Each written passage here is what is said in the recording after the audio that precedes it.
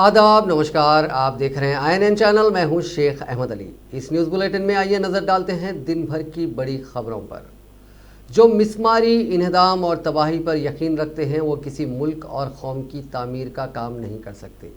एक नामवर सहाफ़ी ने इस मौजू पर अपने एक मजमून में काफ़ी जामे अंदाज में इस बात को समझाया।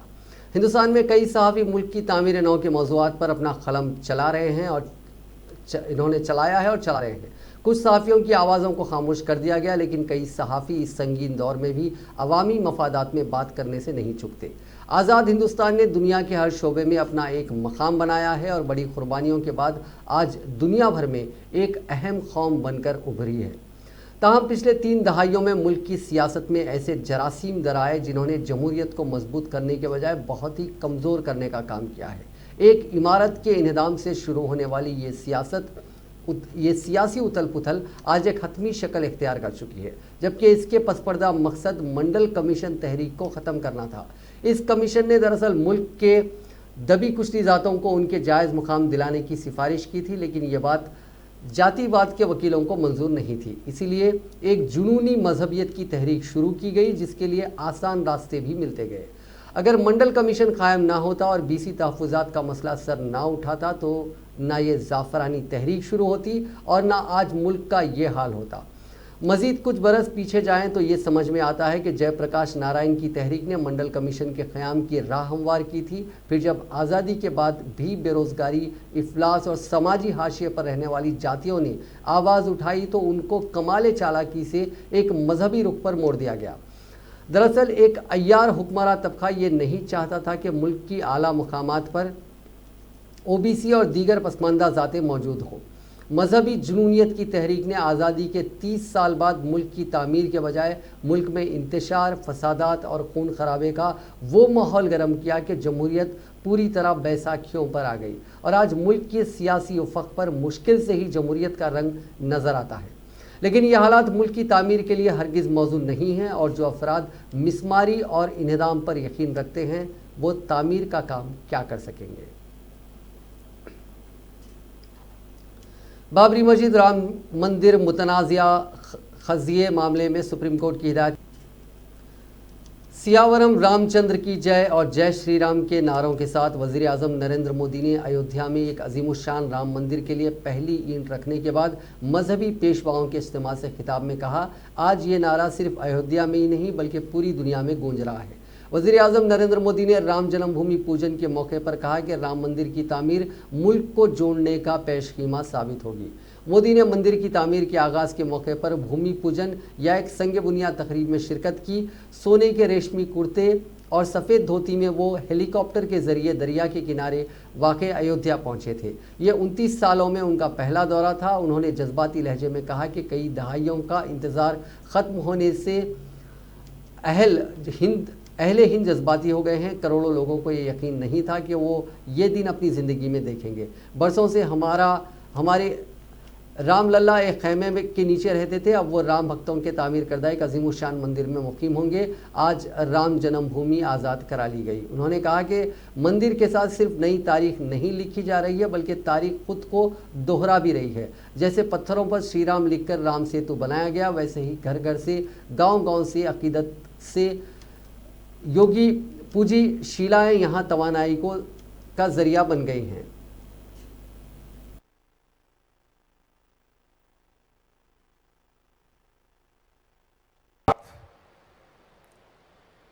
प्रभु राम जी को, माता जानकी को जरा याद कर लें, उसके बाद ही मैं अपनी बात को आगे बढ़ाऊंगा।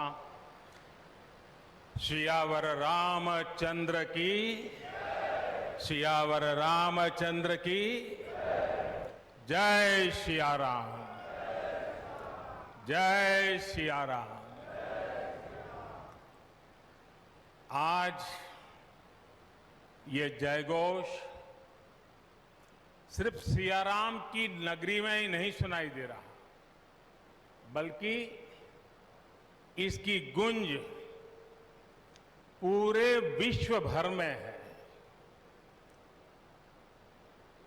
सभी देशवासियों को और विश्व भर में फैले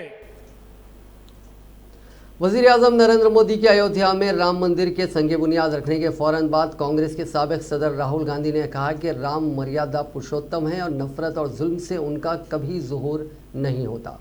राहुल गांधी ने ट्वीट किया कि इंसानियत के मर्यादा पुरुषोत्तम भगवान राम बेहतरीन इंसानी खूबियों का मज़हर हैं। वो हमारे दिल की गहराइयों में बसी इंसानियत का महवर है। उन्होंने कहा कि राम मोहब्बत है, उनका कभी भी नफरत में ज़ुहूर नहीं हो सकता, कभी भी जुल्म से उनका ज़ुहूर नहीं हो सकता। राम इंसाफ है, नाइंसाफ़ी में उनका कभी ज़ुहूर नहीं हो सकता। इससे कबल कांग्रेस के शोबे मवासिलात के सरबराह रणदीप सिंह सुरजेवाला ने कहा कि राम मंदिर भूमि पूजन की मुबारकबाद। उम्मीद है कि कुर्बानी, फ़र्ज, शफ़क़त, सखावत, इत्तेहाद, भाईचारा और हम आहंगी की अक़दार ज़िंदगी जीने का रास्ता बनेंगे। जय श्री राम। राम मंदिर संगे बुनियाद तकरीब के पेश नज़र हैदराबाद में सिटी पुलिस की जानिब से एहतियाती इक़दामात के तौर पर सख्त चौकसी इख्तियार कर ली गई है। शहर की सड़कों पर राहगीरों की जगह जगह तलाशी लेते हुए तफसीलात हासिल की गई। इसके अलावा हिस्सास मुकामात पर पुलिस की गश्त के अलावा पुलिस पिकेट्स भी तैनात किए गए थे। लॉ एंड ऑर्डर के अलावा स्पेशल ब्रांच का अमला भी चौकस हो गया है और सोशल मीडिया पर भी नज़र रखी जा रही है।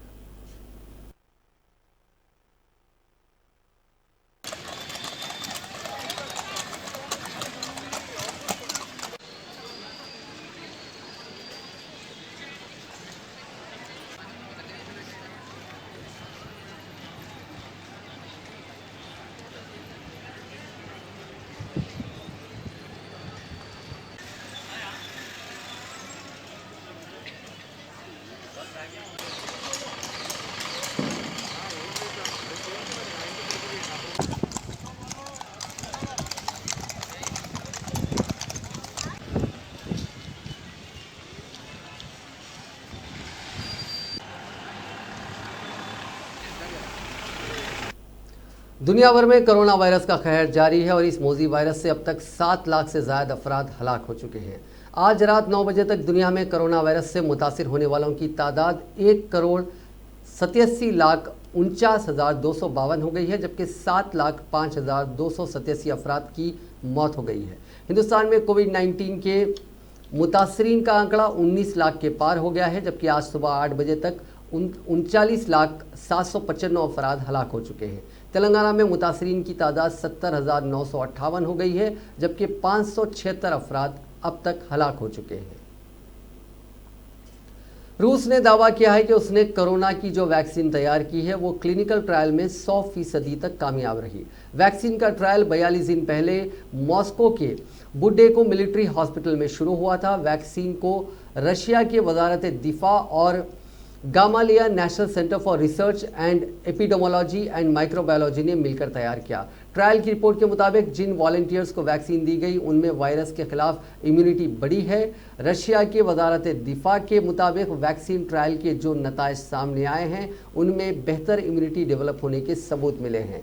दावा किया गया है कि किसी भी वॉलंटियर में नेगेटिव साइड इफेक्ट नहीं देखने को मिले। लैब को वैक्सीन के अप्रूवल का इंतज़ार है, इसकी इजाज़त मिलते ही ये लोगों तक पहुंचाई जा सकेगी। रशियन हुकूमत का दावा है कि वो वैक्सीन तैयार करने में दूसरों से कई महीने आगे चल रहे हैं। इसी महीने में बड़े पैमाने पर 3 और ट्रायल किए जाएंगे ताकि वैक्सीन का अगला टेस्ट किया जा सके। मुल्क में सितंबर से वैक्सीन का प्रोडक्शन शुरू किया जाना है, वहीं अक्टूबर से नेशनल वैक्सीनेशन प्रोग्राम शुरू किए जाने का भी मंसूबा है। वैक्सीन की पहली डोज डॉक्टर्स और टीचर्स को दी जाएगी। मशहूर गुलकार एसपी बाला सुब्रमण्यम कोरोना वायरस से मुतासिर हो गए हैं। उनमें कोरोना की अलामत पाई गई, ताहम उन्होंने कहा कि वो सेहतमंद हैं और लोगों को उनकी सेहत के बारे में फ़िक्र करने की ज़रूरत नहीं है। उन्होंने अपने एक वीडियो बयान में कहा कि आवाम को उनकी सेहत की फ़िक्रमंदी की ज़रूरत नहीं है। अस्पताल के वार्ड में बनाई गई इस वीडियो में उन्होंने कहा कि 2-3 दिनों से वो बेचैनी, सर्दी और बुखार की अलामत का शिकार थे, ताहम वो इस पर कोई ख़तरा मोल लेना नहीं चाहते थे। इसीलिए उन्होंने अस्पताल जाने का फ़ैसला किया, जहां डॉक्टर्स ने उनको मशवरा दिया कि वो घर पर ही क्वारंटाइन करें। ताहम उनका ख़ानदान उनकी सेहत से ताल्लुक़ से काफ़ी फ़िक्रमंद है, इसीलिए वो हॉस्पिटल में भर्ती हो गए। रियासती हाई कोर्ट ने खानगी दवाखानों की मनमानी के खिलाफ हुकूमत की जानिब से किसी किस्म की कार्रवाई न किए जाने पर बरहमी का इजहार किया। अदालत ने इस्तिफसार किया कि कोरोना वायरस के मरीजों से मनमानी फीस वसूल करने पर हुकूमत क्यों कार्रवाई नहीं कर रही है। इसी तरह कॉरपोरेट हॉस्पिटल्स के खिलाफ भी क्यों कार्रवाई नहीं की जा रही है। अदालत ने हुकूमत से सवाल किया कि हॉस्पिटल के क़याम के लिए रियायत यानी सब्सिडी में अराजी हासिल करने वाले इंतजामिया की जानिब से कोरोना के मरीजों से ज़ायद फीस वसूल करने के बावजूद उनकी अराजियात को क्यों वापस नहीं लिया जा रहा है। हाईकोर्ट की division bench chief justice R S. Chauhan और जस्टिस बी.एन. विजय सेन रेड्डी ने रियायती शरहों पर अराजी हासिल करते हुए अपोलो और बसवा तारकम हॉस्पिटल की जानिब से गरीबों का मुफ्त इलाज ना करने से मुतालिक एक मफाद आम्मा की दरख्वास्त की समाअत करते हुए इस तरह के रिमार्क्स की। डिवीजन बेंच ने हुकूमत से इस बात की वजाहत करने की हिदायत दी कि रियायत पर अराजी हासिल करने के बावजूद शराइत की खिलाफ वर्जी करने वाले दवाखानों की अराजी वापस लेने के बारे में क्या मौक़िफ़ है। समाजी कारकुन O.M.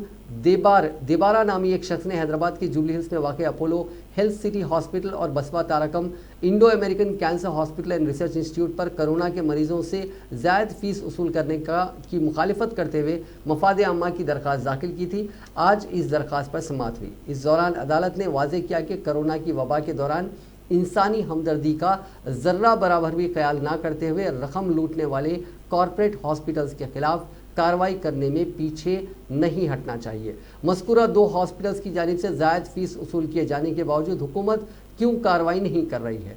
फीस से मुतालिक हुकूमत ने जो शराइत जारी की हैं उसकी खिलाफ वर्जी की जा रही है। ऐसे में उनके खिलाफ कार्रवाई की जानी चाहिए। अदालत ने कहा कि मीडिया में ऐसी इतलात भी मिल रही हैं कि रकम अदा ना करने पर नाशों को हवाले नहीं किया जा रहा है।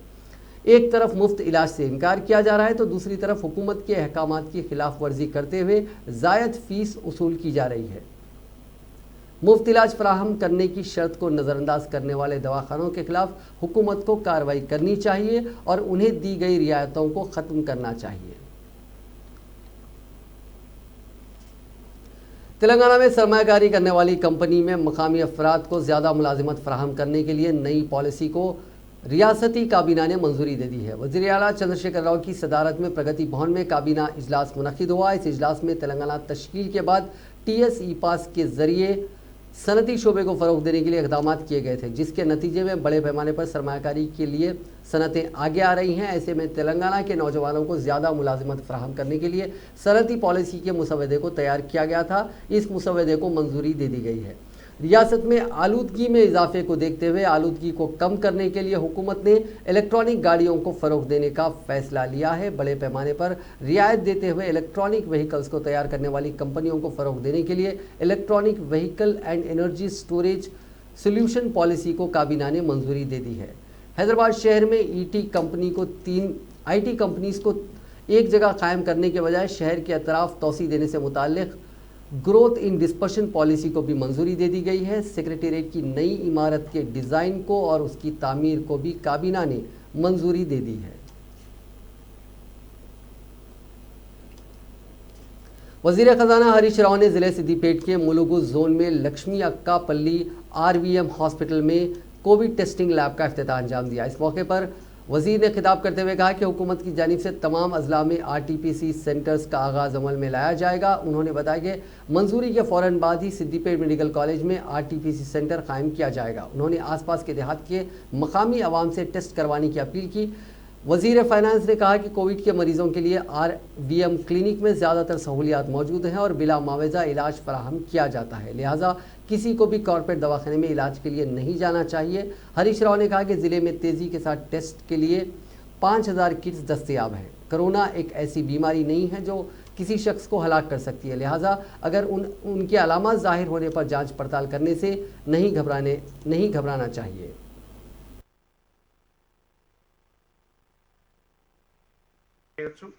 లేదా ఇటు RVM కానీ అటు సిద్దిపేట కానీ అక్కడ మీకు ట్రీట్మెంట్ కూడా పంపిస్తారు. సో ఇదంతా కూడా ఉచితంగానే ట్రీట్మెంట్ ఇస్తాం. ఇక్కడ ధైర్యం కావాలి. అసలు కరోనా అనేది చనిపోయే రోగం కాదు. ఆలస్యమైతే నిర్లక్ష్యం చేస్తే అది ప్రాణం తీసుకుంటుంది తప్ప మనం సకాలంలో స్పందించిన ధైర్యంగా ఉంటే తప్పకుండా కరోనాను జయించడం అత్యంత సులువైనటువంటిది. ఇతర రోగాల కంటే ఇది ప్రమాదకరమైనది కానే కాదు. కానీ కేవలం మనం ఆత్మవిశ్వాసంతో ధైర్యంగా సకాలంలో అన్ని జాగ్రత్తలు తీసుకొని ట్రీట్మెంట్ తీసుకుంటే ఏ రకమైన ఇబ్బంది కూడా ఉండదు. అదేవిధంగా ఇప్పుడే గౌరవ మంత్రి గారు ఈటల రాజేందర్ గారితో కూడా మాట్లాడాం. ఇక్కడ నుంచే రెమిడిసివిర్ ఇంజెక్షన్స్ కూడా మాకు జిల్లాలో అందుబాటులో పెట్టాలని కోరా. వారు వెంటనే ఈ సాయంత్రానికల్లా ఒక 200 మందికి సరిపడే ఇంజెక్షన్స్ కూడా సిద్దిపేట డిఎంఎండ్హెచ్ఓ గారికి పంపిస్తామని కూడా మంత్రి గారు చెప్పడం జరిగింది. సో దట్ అత్యవసరమైనటువంటి వారికి ఈవెన్ ఆ రెమిడిసివిర్ ఇంజెక్షన్ దాదాపు ఒక పేషెంట్కు 6 డోసులు అంటే 24-25 వేల రూపాయలు ఖర్చు అయ్యే ఇంజెక్షన్లు కూడా ప్రభుత్వ పరంగా ఉచితంగా ఇవ్వాలని చెప్పి కూడా నిర్ణయం తీసుకున్నాం. ఆ అత్యవసరమైన పరిస్థితుల్లో ఆ ఇంజెక్షన్స్ కూడా ఇస్తారు. అవి కూడా జిల్లాలో ఒక 200 కిట్లు అందుబాటులో పెట్టాలని చెప్పి మంత్రి గారిని కోరితే దానికి కూడా वजीर एंडोमेंट इंदिरा करण रेड्डी ने कहा है कि बासरा जना सरस्वती देवी अक्षितर को 5 करोड़ 75 लाख रुपए की लागत से तामीर किया जा रहा है। चाशुम्बे के रोज उन्होंने बासरा में जारी तरक्याती कामों का जायजा लिया। बाद अज़ां वजीर इंदिरा करण रेड्डी ने इशारिया 5 करोड़ 75 लाख की लागत से आगाज़ करदा तामीराती कामों के लिए भूमि पूजा की। इस मौके पर खिताब करते हुए उन्होंने कहा कि बासरा मुक़द्दस मुकाम के दर्शन के लिए आने वाले अक़ीदतमंदों की सहूलत का ख़ास ख्याल रखते हुए तामीराती कामों को अंजाम दिया जा रहा है। उन्होंने कहा कि अक़ीदतमंद मंदिर के दर्शन के लिए दूर दराज के मकामात से आते हैं और उनकी सहूलत का ख्याल रखना हमारी जिम्मेदारी है।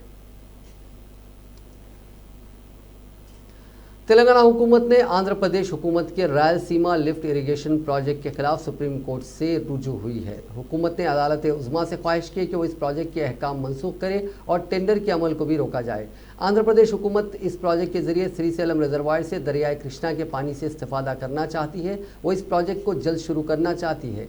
एपी हुकूमत जिसने क़ब्ल सिलसिले में अहकाम जारी किए उसने टेंडर के अमल को शुरू कर दिया। तेलंगाना हुकूमत ने इस मसले पर कृष्णा रिवर मैनेजमेंट बोर्ड से शिकायत की और कहा कि एपी की जानिब से इस प्रोजेक्ट की शुरुआत से तेलंगाना से शदीद नाइंसाफ़ी होगी और इसका रंगारेड्डी प्रोजेक्ट मुतासिर होगा। तेलंगाना हुकूमत की अर्जी की समाअत करते हुए बोर्ड ने एपी हुकूमत को हिदायत दी थी कि वो बगैर किसी क़ब्ल इजाज़त के कोई नया प्रोजेक्ट शुरू ना करे।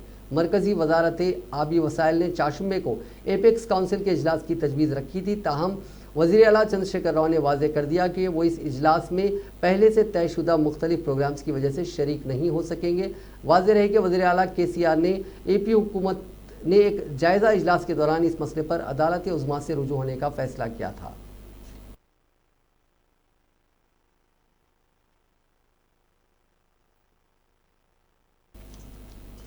रियासती वजीर तलसानी श्रीनिवास यादव ने कहा है कि बस्ती दवाखानों को मुस्तहकम बनाने के लिए इक़दाम किए जाएंगे जो सरकारी तिब्बी खिदमात को लोगों के करीब लाने के लिए शुरू किए गए हैं। रियासती वजीर ने ज़िले हैदराबाद में प्राइमरी हेल्थ सेंटर, बस्ती दवाखाना और आवाम को तिब्बी खिदमात की सहूलियात पर अपने दफ्तर में एक मीटिंग मुनक्किद की। इस मीटिंग में ज़िला collector Shweta Mohanty, GHMC commissioner Lokesh Kumar, additional commissioner Santosh, district medical and health officer Venkat Rao, उनके अलावा दीगर आला अहदेदार मौजूद थे। इस मौके पर वज़ीर मौसूफ ने खिताब करते हुए कहा कि दिल्ली में मोहल्ला क्लिनिक की कारकर्दगी का जायज़ा लेने के बाद हुकूमत ने अप्रैल 2018 में हैदराबाद में बस्ती दवाखाने के नाम से 2 दवाखानों का आगाज़ किया। GHMC के दायरे में हर डिवीज़न में 2 बस्ती दवाखानों को कायम करने के लिए वज़ीर बल्दी नज़्म व नस्क तारक रामाराव ने हिदायत दी थी, जिसके मुताबिक हैदराबाद में 168 बस्ती दवाखानों को कायम किया गया। 95 बस्ती दवाखानों के जरिए आवाम को तिब्बी खिदमात फराहम की जा रही हैं और 2 दिन में 10 दवाखानों का आगाज़ किया जाएगा। उन्होंने कहा कि बस्ती दवाखानों के जरिए फराहम की जाने वाली तिब्बी खिदमात से लोग बहुत खुश हैं।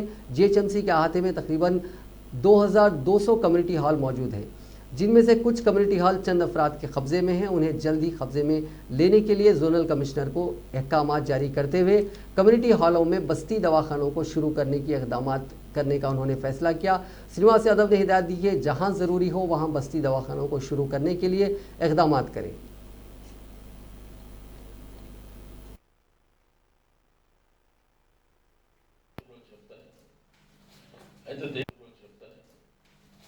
అయితే దీంట్లో బస్తీ దవాఖానలు సరే ఇప్పటి వరకు బెటర్గా వచ్చినాయి, 95 కదా మనకు. ఇప్పుడు ఈ 21 ఎప్పుడు పెట్టుకుంటాం అనే ఆలోచన ఉంది.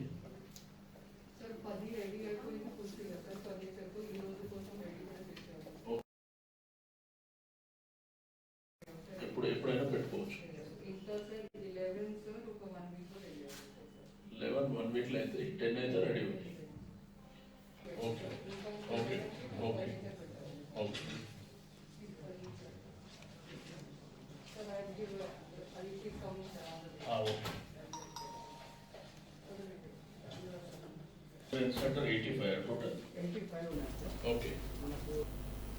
आंध्र प्रदेश में पुलिस का एक सर्कल इंस्पेक्टर मुअत्तल हो गया, जिसने झगड़े पर पुलिस से रुजू होने वाले दलित नौजवान को लात मारी थी। ये वाकया आंध्र प्रदेश के जिले श्रीकाकुलम में पेश आया। तफसीलात के मुताबिक टेक्काली टाउन के रहने वाले रमेश और दलित नौजवान जगन दोनों में हुए झगड़े के बाद एक दूसरे के खिलाफ शिकायत के लिए कासीबुग्गा पुलिस स्टेशन से रुजू हुए। ताहम सर्कल इंस्पेक्टर वेणुगोपाल ने दलित नौजवान जगन को उसकी मां के सामने लात रसीद की। इस वाक़े का वीडियो तेज़ी से सोशल मीडिया के मुख्तलिफ प्लेटफॉर्म्स पर वायरल हो गया, जिसके बाद आंध्र प्रदेश पुलिस सरबराह के दफ्तर ने इसका सख्त नोट लेते हुए इस मामले की जांच के अहकाम दिए। इब्तदाई जांच के बाद विशाखापट्टनम के डीआईजी कालीदास रंगाराव ने वेणुगोपाल की मुअत्तली के अहकाम जारी किए। मरकजी वजारत दाखिला के जारी करदा रहनुमायाना खतूत को मद्देनजर रखते हुए चीफ सेक्रेटरी सोमेश कुमार ने जियो जारी करते हुए रियासत में जारी रात का कर्फ्यू आज से बर्खास्त करने और रात के औकात में आवाम की आमद व रफ्त पर जारी पाबंदियां बर्खास्त करने के अहकाम जारी किए। इसके साथ ही इस बात के अहकामात को भी जारी किया गया कि आज से जिम और योगा सेंटर शराइत के साथ दोबारा खोल दिए जाएंगे। चीफ सेक्रेटरी सोमेश कुमार के जारी करदा अहकामात में कहा गया है कि जबकि स्कूल्स और colleges, swimming pool, coaching centres, park, cinema hall, theatres, restaurants बंद रहेंगे। इसके अलावा खेल कूद व तफरीही, तालीमी, तहजीबी व मजहबी, समाजी, सियासी बड़े इज्तिमात पर पाबंदी बरकरार रहेगी। समाजी फासला और मास्क के इस्तेमाल को लाजमी करार देते हुए इस बात की वजाहत की गई है कि कंटेनमेंट इलाकों में 31 अगस्त तक पाबंदियाँ बरकरार रहेंगी। Hyderabad city police commissioner Anjani Kumar ने बताया कि डीसीपी नॉर्थ जोन और टास्क फोर्स टीम ने कार्रवाई करते हुए हैदराबाद, सैबराबाद और रच्चाकुंडा कमिश्नरेट हदूद में मोटरसाइकिलों का सरखा करने वाले 3 गैंग्स, जिनमें जुमला 12 अफराद हैं, उन्हें गिरफ्तार कर लिया और 3 अफराद इसमें मफरूर बताए जा रहे हैं। उनके कब्जे से 77 मोटरसाइकिलें जब्त की गई हैं, जिनकी मालियत 1 करोड़ से ज़ायद बताई जा रही है। उनमें 36 सरखा की हुई और 41 फाइनेंस पर धोखा देते हुए हासिल की गई मोटरसाइकिलें हैं। पुलिस कमिश्नर हैदराबाद ने बताया कि इन मुलजिमीन के खिलाफ हैदराबाद और अतराफ के पुलिस स्टेशन हुदूद में कई केसेस दर्ज हैं और पुलिस उनके खिलाफ कार्रवाई करते हुए उनको अदालती तहवील में दे दिया।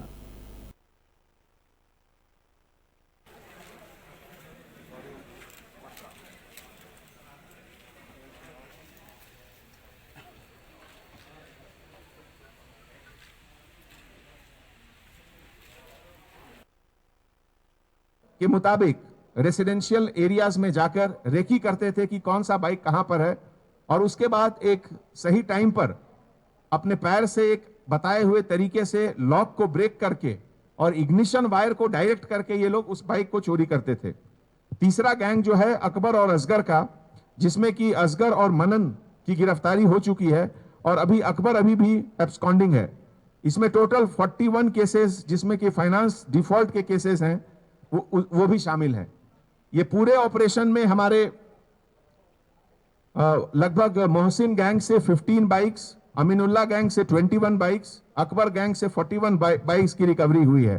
टोटल इसका कॉस्ट 1 करोड़ से ज्यादा का है और इस ऑपरेशन में जिसका लीडरशिप हमारे डीसीपी नॉर्थ जोन कलमेश्वर ने किया, उनके साथ M Venkatesham additional inspector of police Gopalapuram, CH Netaji additional inspector of police Karkhana, G Naresh additional inspector of police Begumpet, N Sandeep Reddy sub inspector of police Karkhana, SNG Avinash Babu sub inspector of police Karkhana, Ravipal sub inspector of police Karkhana, S Ravi Kumar sub inspector of police Marredpally, M Mahesh sub inspector of police market, A Madhav Reddy sub inspector of police Mahakali, police constable officer Sridhar, Rajasekhar, Purushottam, Rakesh, Yadagiri, Shankar Nayak और हिदायतुल्लाह, इन सबको हमारे तरफ से बहुत बहुत शुभकामनाएं। और इसके साथ जो हमारे एसीपी महाकाली है विनोद कुमार और एसएचओ मधुकर स्वामी, ये लोग का भी रोल इसमें काफी इंपॉर्टेंट रहा है। ऐसे मौके पे पूरे कम्युनिटी से हमारे तरफ से रिक्वेस्ट है कि नेनु सैतम कैमरा, जिसके तहत ये पूरे केसेस डिटेक्ट हुए, हर बिजनेस कम्युनिटी, हर रेसिडेंशियल कम्युनिटी, उनको जहां भी मौका मिले नेनु सैतम कैमरा लगाइए। हैदराबाद शहर हिंदुस्तान में नंबर 1 सिटी है जहां तक सेफ्टी और सिक्योरिटी का सवाल है, सीसीटीवी कैमरा का सवाल है। वर्ल्ड में हम लोग का पोजीशन नंबर 16 है और आने वाले समय में हम लोग इसको टॉप 10 में भी जरूर लाएंगे। इसके लिए पब्लिक का सपोर्ट और कोऑपरेशन बहुत जरूरी है। Thank you so much. उसका डिमांड के मुताबिक सेल्फी का शौक पूरा करने के चक्कर में एक नौजवान ने अपनी जान गंवाई। वाटरफॉल के करीब सेल्फी निकाल रहा नौजवान पैर फिसलकर नीचे पानी में गिरा। उसकी लाश अगले दिन मिली। बताया गया है कि इंद्रावली मंडल के भीमनगर का डी सचिव अपने दोस्तों के साथ सैर सपाटे के लिए कुंटाला वाटरफॉल गया था। वहां पर वो सेल्फी ले रहा था। इसी बीच तवाजुन खोकर वो नीचे पानी में गिरा और डूबने से उसकी मौत हो गई। साथ गए दोस्तों ने उसे ढूंढने की कोशिश की, लेकिन शाम होने जा रही थी और उसे ढूंढने में परेशानी हो रही थी। इसीलिए साथी दोस्त घर गए और उसके रिश्तेदारों को वाक़ये की जानकारी दी। अगले दिन सुबह वाटरफॉल के करीब उसकी लाश पानी से बाहर निकाली गई। पुलिस ने लाश को पोस्टमार्टम के लिए जिला हॉस्पिटल रिम्स भेज दिया। इंतजामिया की जानिब से कर्फ्यू हटाए जाने के ऐलान के बरक्स वादी कश्मीर बिलखुसूस ज़िले श्रीनगर के तमाम इलाकों में चारशंबे के रोज़ भी सख्त तरीन पाबंदियाँ आयद रहीं और सड़कों पर सिक्योरिटी फोर्सेस और उनकी गाड़ियों के सिवा कोई नज़र नहीं आया। बता देंगे जम्मू कश्मीर इंतजामिया ने 5 अगस्त का 1 साल मुकम्मिल होने पर मुमकिना अवामी एहतजाजों की रोकथाम को यकीनी बनाने के लिए 2 रोज़ा कर्फ्यू के निफाज का ऐलान किया था। वादी में मंगल के रोज़ कर्फ्यू नाफिज रहा। ताहम हालात बेहतर रहने के पेश नज़र श्रीनगर ज़िले इंतजामिया ने गुज़िश्ता शब कर्फ्यू हटाने का ऐलान किया था।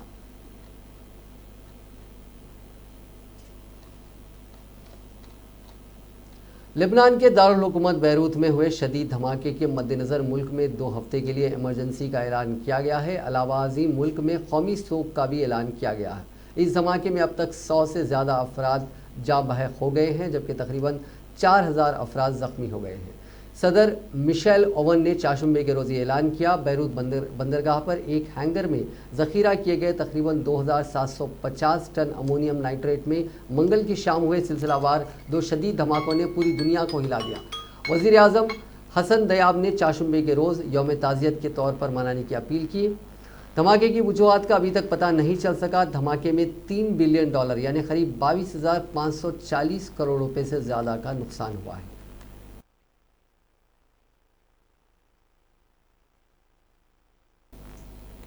मुल्क भर में इंडियन इंस्टीट्यूट ऑफ मैनेजमेंट में दाखिले के लिए होने वाली कॉमन एडमिशन टेस्ट CAT के लिए एप्लीकेशन देने का अमल आज यानी 5 अगस्त से शुरू हो चुका है। कैंडिडेट 16 अगस्त से पहले इस इम्तिहान के लिए अप्लाई कर सकते हैं।